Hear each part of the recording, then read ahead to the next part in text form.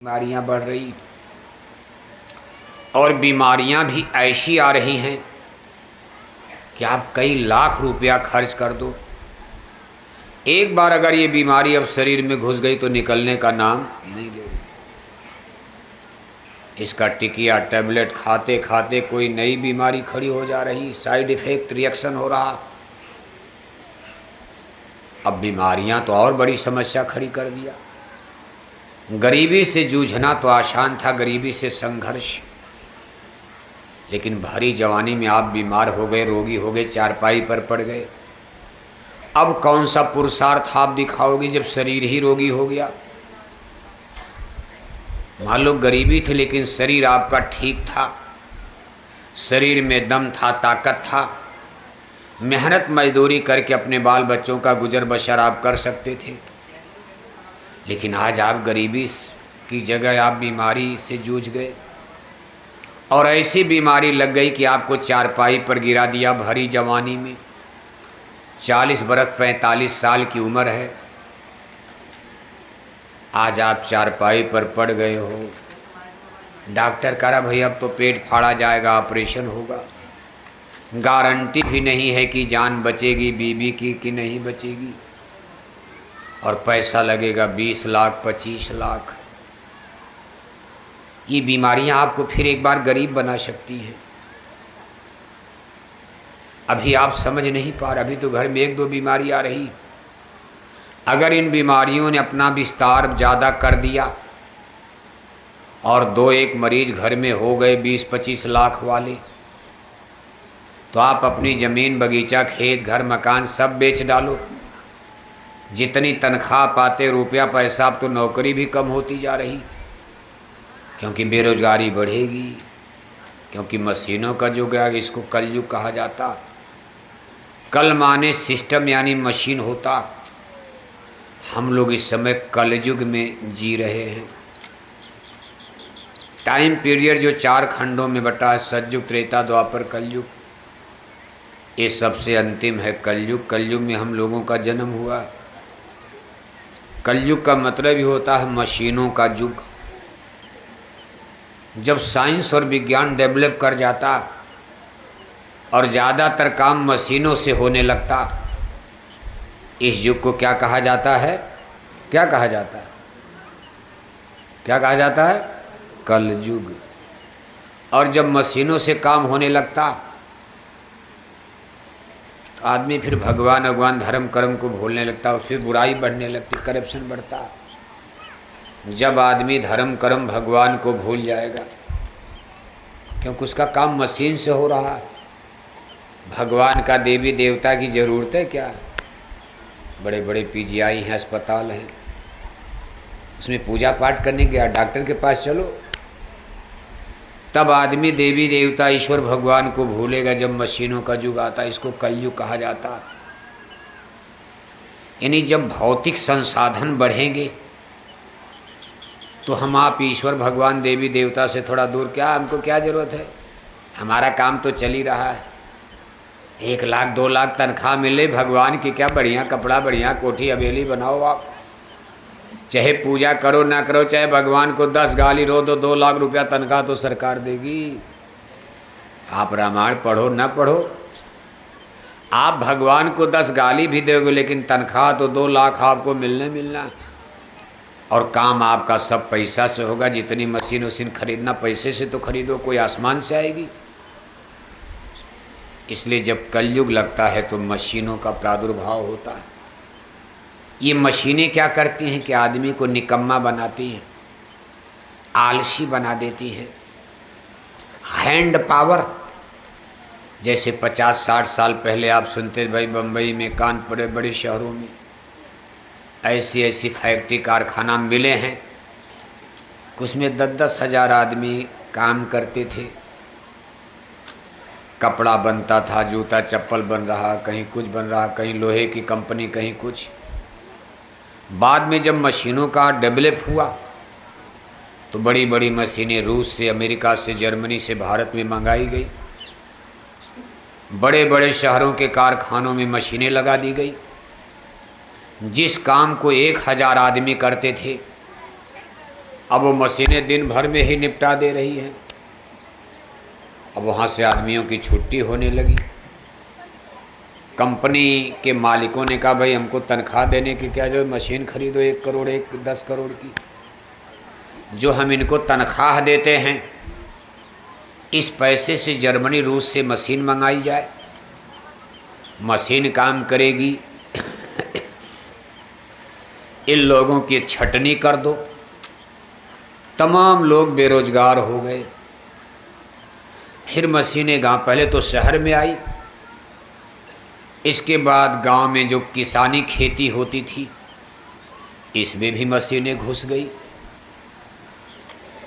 Tractor आ गए। अब देखो सुबह 100 आदमी, गांव में जितने घर थे, मान लो 100 आदमी का गांव है, 100 परिवार का, तो 100 जोड़ी लोग बैल रखते थे।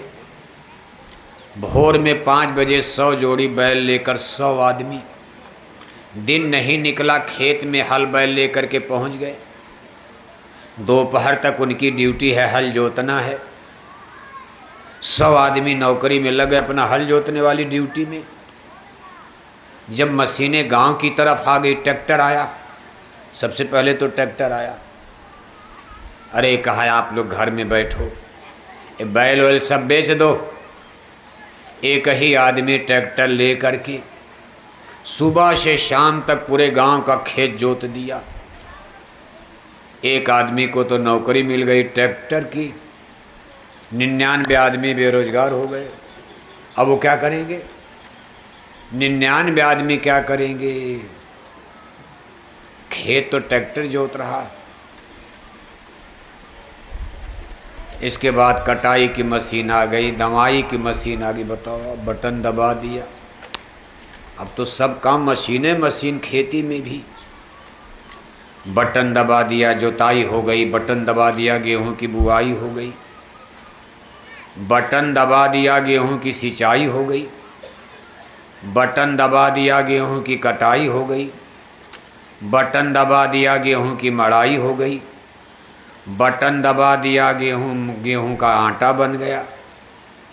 नहीं तो सब घरों में सुबह सुबह जाता, सबकी ड्यूटी थी, नहीं तो रोटी नहीं मिलेगी। 4 बजे भोर में उठो और जाता लेकर के गाना गाओ, आटा बनाओ, 1 घंटा मेहनत करो। कसरत होती थी, अभ्यास होता था, एक्सरसाइज होता था। हर घर में कम से कम 1-2 लोगों की ड्यूटी थी, भाई आटा बनाओ 2 घंटा, तब लोगों को रोटी मिलती थी। अब कुछ नहीं, अब तो मशीनों से आटा, वो भी बेरोजगार, औरतें भी बेरोजगार हो गई। फिर कहा भाई धान कूटो, 2 आदमी ओखल लेकर के, मूसल लेकर के ओखल में धान कूटो, नहीं तो चावल कैसे मिलेगा। वो भी काम मशीन करने लगी, धान भी बनाने लगी। कहा अब तो ऐसी मशीन आ गई, बटन दबा दिया, रोटी भी बनने लगी। रोटी भी नहीं बनाना, बटन दबा दिया, रोटी भी बन गई। और अब ऐसी मशीन आ रही, बटन दबा दिया, रोटी पेट में चली जाएगी। मशीन के द्वारा रोटी पेट में जाएगी, हाथ भी नहीं लगाना है। लेकिन समस्या क्या खड़ी हो गई? जब सब काम आप मशीन से करने लगे तो रोटी पेट में जा कर के अटक गई। अब 2 दिन हो रहा है, टट्टिए नहीं हो रही है। अब कहते हो डॉक्टर साहब मशीन लगाओ।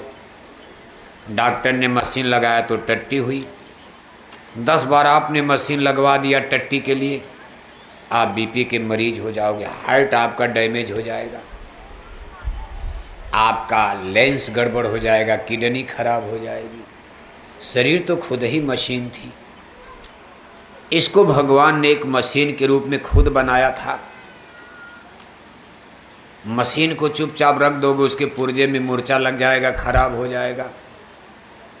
अब आपके पास कोई काम ही नहीं रह गया। सब लोगों का अच्छा चलो पढ़ लिख करके सब लोग मास्टर बनो। अब सरकार करे कि हम कहाँ से मास्टर बनाएंगे। जितना बदायूं में मास्टर बना दिया, उतने लोगों को ही तनख्वाह देने के लिए हमारे पास पैसा, और सब लोग डिग्री ले करके, चाहे नकली, चाहे असली, चाहे फर्जी, जिसको 20 तक गिनती भी नहीं आती, पहाड़ा नहीं आता, वो भी टीटेट करके, सीटेट करके, बीएड करके, बीटीसी करके, इतनी फाइल लेकर, और सब लोग सरकार को गालियां दे रहे हैं। सरकार कहाँ से नौकरी लाएगी? मान लो इस सरकार को आप बदल ही दो, फिर सरकार दूसरे लाओ, कोई माई का लाल आपको नौकरी नहीं दे पाएगी।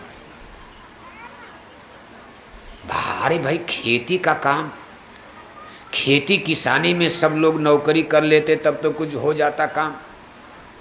2-4 गाय भैंस पालते थे, अरे हाथ में गोबर लगता, बदबू कर रहा है। बीए में पास कर लिया, कहा हाथ में बदबू करता गाय का गोबर, बताओ आप। औरतें क्या कहती? नहीं तो सुबह से 2 आदमी की ड्यूटी, गाय भैंस को दारा चारा पानी, ड्यूटी नौकरी है, वो भी तो काम है। कहा ना ना ना ना। अब बीए में पास कर लिया, बढ़िया साड़ी, बढ़िया धोती। अरे कहा ये गाय का गोबर बदबू करता, गाय हटाओ। कहा गाय वो हटा दो। गाय भैंस भी हटाना शुरू कर दिया। कोई काम है आपके पास नहीं रह गया। बस अब दिन भर बकरी की तरह कुचुर कुचुर खाना, जलेबी, कचौड़ी, समोसा, पकौड़ी, यकौड़ी, ये वो, और दिन भर बैठ करके टीवी देखना। टीवी की जगह मोबाइल आ गई। टीवी में तो मेहनत थी। टीवी में माँ बाप के सामने बेटा बेटी कैसे टीवी देख पाते? एक ही कमरे में टीवी थी, अब सबके हाथ में टीवी आ गई, यानी छोटी टीवी जिसको मोबाइल कहते हो, कंप्यूटर। माँ बाप सोच रहे कि बच्चा सो रहा और बेटा रजाई कंबल ओढ़ करके आधी आधी रात तक मोबाइल देख रहा। कोई आवाज़ भी नहीं आ रही कि क्या हो रहा।